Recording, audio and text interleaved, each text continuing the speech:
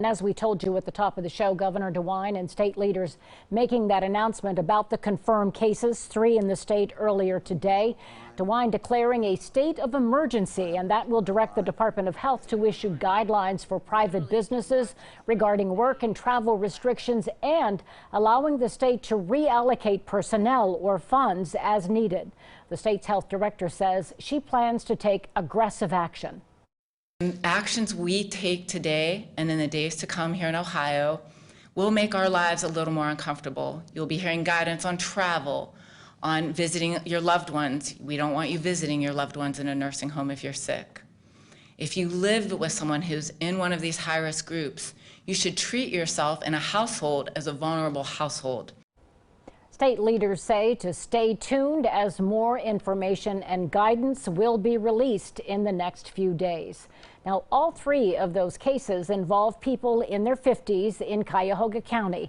Our Nexstar sister station in Cleveland, a reporter there, Melissa Reed, explains how one of them is a staff member at a Jewish education center, and she tells us what she learned about that tonight.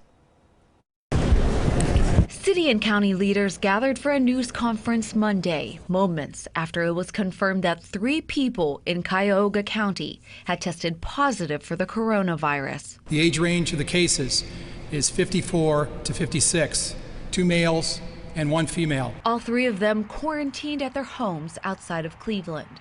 One of them is a Jewish Education Center staff member, according to the Jewish Federation of Cleveland. And as a precaution, the Jewish Education Center offices announced they will be closed for at least 2 weeks, saying in a statement, "In the meantime, we will continue to work closely with our local beneficiary agencies and in concert with the Cuyahoga County Board of Health to address concerns and care for our community members." These cases have all had travel history outside of the state of Ohio. 2 were on a trip in Egypt. 1 was at a conference in Washington, D.C. 6 close contacts to the patients have also been quarantined at home. There have been no hospitalizations so far. We do have special respiratory protection for our providers. They are all brand new devices. They exceed what is recommended for this crisis. Additionally, the Ohio Department of Health says 5 people in the state are being tested for possible exposure to the virus as of Monday. No decision on large events yet.